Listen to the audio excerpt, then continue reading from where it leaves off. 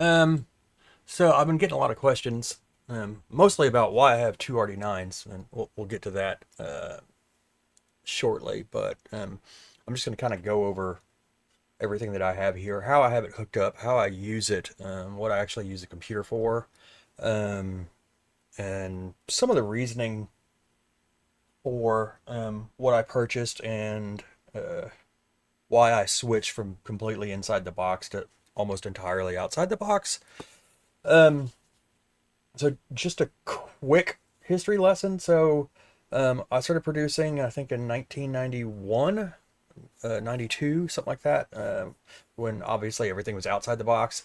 I didn't know what I was doing. Really good friend of mine, Chris Anderson, basically taught me how to use machines and mixers and patch bays and effects and all that other stuff. So shout out to him. Big thanks to him. I owe him a lot. Um, had a big studio together with him. Pretty much every piece that you ever wanted, every classic Roland piece, giant mixing board and all that stuff. And then over the years, slowly moved inside the box and ended up selling everything. The only thing I have left from that is a 626 that you can't see. It's right over here. And I have a Korg, I think, EX800 desktop synth, which is really cool. I think it's going to end up going over here, just off screen. Um, but then moved inside the box completely about 2003, something like that, and had been doing that for the past 20 so years. And then I kind of got sick of it. Started noticing that my productions were pretty much all kind of sounding the same. So it was really boring. So I decided, you know what, I'm going to just grab my RD9 because I had one at the time. Get some sort of a sound card or audio interface that I could get multiple outputs because I like to use multiple outputs on, especially on drum machines, so you can process each individual sound individually the way it should be. So I did that. Really like that. That was really cool. I like the tactile feel of programming on the machine better than um, programming like beats and stuff like that in the computer. So then I was like, hey, that's cool. Let me get something else. I'm trying to think of what I got next. I think I got the Edge. So this is essentially a DFAM copy. And as you can see, what I have here is a bunch of Behringer stuff. And the reason for that is it's cheap. And, say what you want to say about them. I'm extremely happy they've done what they've done because it makes it possible for me to do this pretty damn cheap. Um, so I got the DFAM and I had an RD9 and I was like, man, I need more inputs. So again, Behringer makes this 1820 UMC 1820. I think it's like $250. It's 8 in, 8 out. Very quickly ran out of inputs for that. So they make a ADAT breakout for it, which is like $140. So got me one of those. So now I have 16 in, 16 out. I'm not using the outs really. I'm pretty much just using the inputs to it. So, let's see. Got that. Then I grabbed, I think, the K2, put that into the system. That was really, really fun. Great sounds out of that. Then I got the Syncussion, then the Cobalt, and this. And actually, you know what? I think the first piece of gear I got that you see here was RD9. And then I got Dark Time. And then I was using the Dark Time to sequence VST synths through Cubase, which is cool. But I mean, it's not really what I wanted to, how I wanted to work. I don't really like making sounds on VSTs. It's just not as intuitive. So let's see. Then I had a chance. I had a buddy that had another RD9, and I was like, you know what? I like authentic mode for like my main beats and things like that. But then I also like the enhanced mode, which gives you different options of like decay and different pitch depth, just a wider range of sounds based off the 909. And then you have this effects section, which you can route different sounds through. So this 909 here basically does different patterns or different types of sounds than this one. So For the most part, I use this clap and this closed hat just to kind of accent this. So I'll have different patterns. Say I'll have like an eighth note closed hat on this one, and I'll run this one. You'll see it in a minute. I'll run this one at say 16th notes or shuffles or something like that. And then so like each of these clap patterns will be a little bit different, so I can kind of switch it up real quick. I use them in mute mode, so you have the mute button down. Every button that's lit is mute right now, as you can see. And up here, I have quite a few of these. All these that just lit up are sent through the effect section that I have a high pass filter on. Actually, no, a low pass filter on to take the highs out. And you get some pretty cool kind of rumbly type bass lines with that sometimes. Don't use it like that often, but I will show you that in a minute. Let's see, get rid of that. This I got mainly for chords, and this I just picked up on Facebook Marketplace for $100. So why not? It's a pretty cool little synth. The way this works, I got 16 in. They go into Cubase, and I can show you my screen here how Cubase is set up. There. So everything goes into Cubase. Here's all of the input. So you have like a reference track input up here just in case. RD9 kick, hats, you see all that stuff. 626 is here. The edge is here. That's the input for that. The crave is there. Neutron. That's a DX10 VST, which I actually don't really need on this template. Cobalt, K2, Syncussion 1, Syncussion 2, because Syncussion is actually two separate drum synthesizers. Uno Pro X, which is like a multimedia synth here, which I mainly got for chords. It's got two filters and does great pads and chords. And then here I have the Send effects. So I'm using Cubase as my processing and mixing, obviously. So I have this is a free plugin by a company called Air Windows. I'll bring it over here. It emulates the Mackie 1604 input gain, so it's just kick-ass for like saturation. Then I have a tape delay here. I have a 1176 compressor. Then I have a reverb. Then I have a drum bus, parallel compression. And then another way I work is I have tons of buses. I love using buses, and my drum bus is pretty complicated because I have a kick bus, which is, obviously it's self-explanatory, and then I have claps and snares. All my claps and snares are routed through that bus, and then I can process them together. I don't have to process them together. I can also process them separately on their individual lines. And then drums tops, which rides, crashes, shakers, hi-hats, obviously, things like that. Toms and bongos, you get it, you get the idea. Then I have a synth bus and then a low-end bus. Sometimes I'll run the kick and the bass line through the same bus if I want to process them together. I don't do it a whole lot, but I have that option here. Texture bus, which is for drones and just like scratchy noises, things like that. Stereo out, and so well, what happens is all of these drum buses go into this drum bus, which has right now it's just sending drums to the parallel compressor.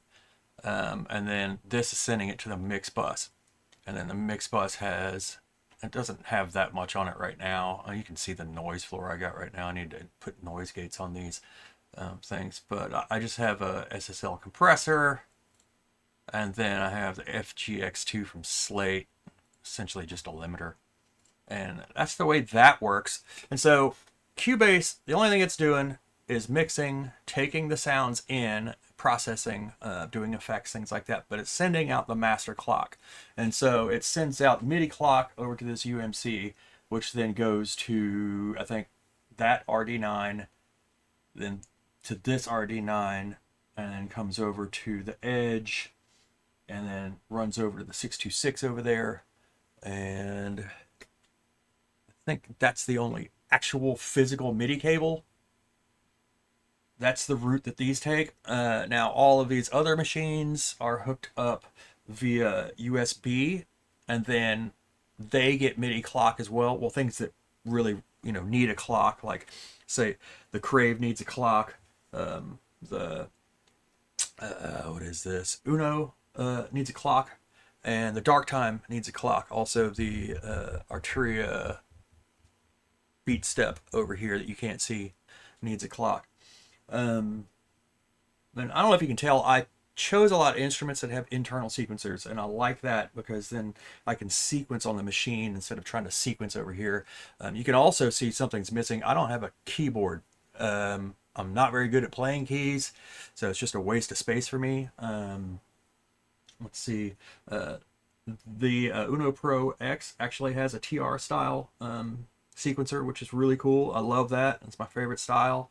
This has a sequencer. This has a sequencer. This, is a sequencer itself. This sends out CV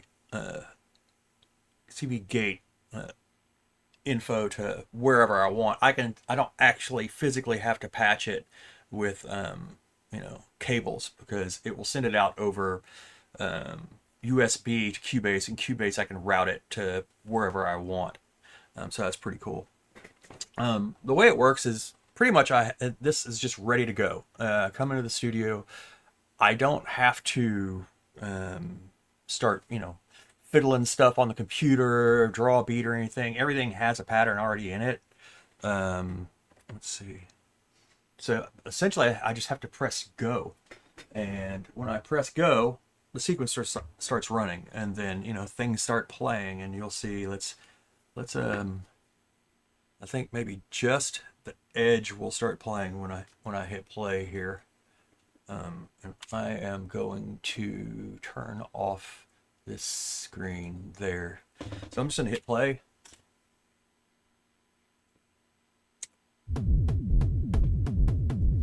There you go. It's the edge, and I guess it's a high tom here. So the edge is that. I use it for bass line when I want to bring a kick in. And this is essentially how I work. Pat there. This RD9's rim shot is sending a trigger note out to the second synthesizer section on the syncussion, and it's a nice shaker like that. You have control over it. And then if you wanted to add more, you could just go like, say,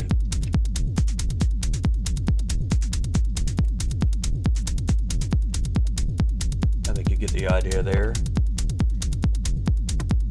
Right. Let's say I want to bring in something else. So I just turn the volume up on it.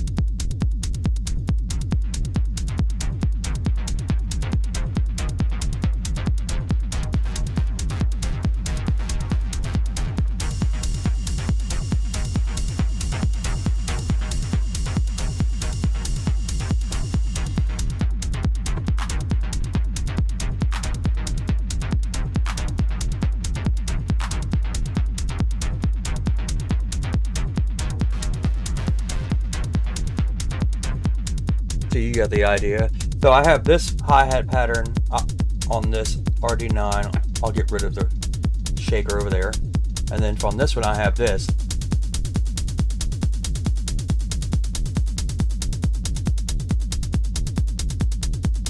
And a different clap pattern there.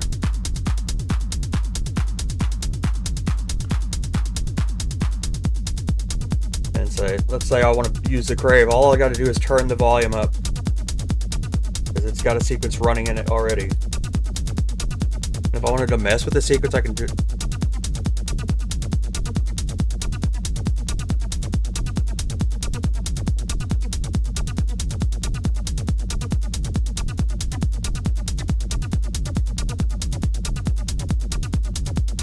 And you just.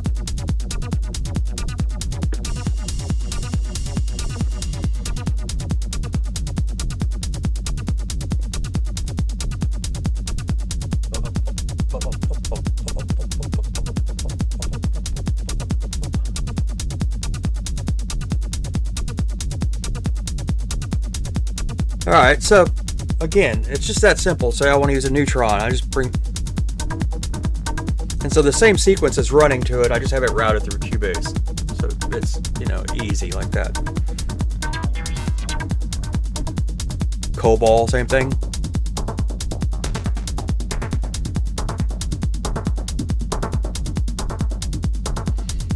K2.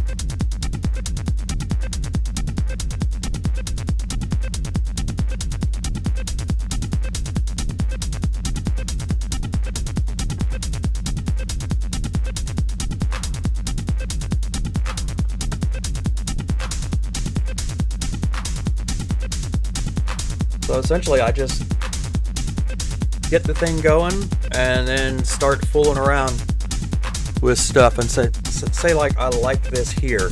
So, and I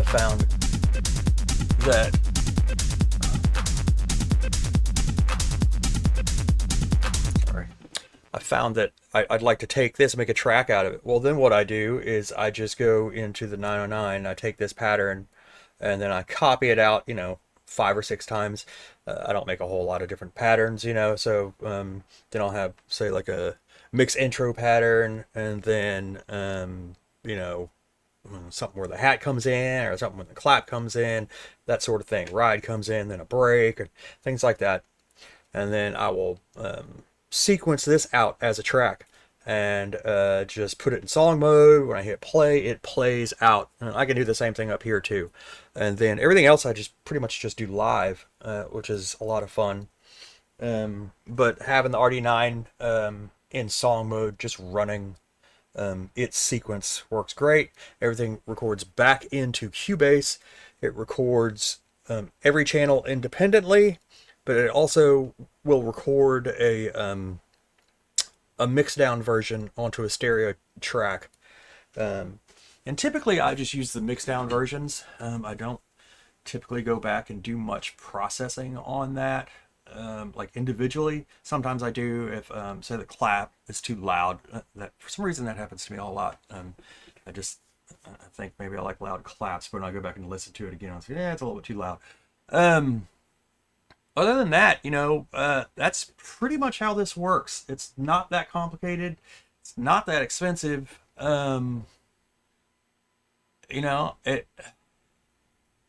didn't take that long to set up. I do have 2 more things I want to get. I want to get some sort of sampler that has a built-in sequencer so I can do loops and, say, one-shots and stuff like that. So I don't know exactly what to get. Maybe like an Akai something, or a TR8S maybe. Maybe that'll work. And then one thing I am missing is a MIDI controller for, say, altering effects live in Cubase. So I need some sort of small MIDI controller that just has, maybe 5 or 6 knobs, something like that, so I can tweak things on the fly, kind of like a live performance. I do have an RD8 over there. It's not hooked up right now. I ran out of MIDI cables and audio cables, and power supplies. Actually, I don't know where the power supply is for it. 2 TD3s over here too, but those aren't hooked up either, for the same reasons. But other than that, again, it's a simple setup. Once I got everything picked out and got to a spot where I wanted to be, I went ahead and had my carpenter build me this custom desk for it, which has obviously a rack space here, a rack space here, and then underneath there are racks as well.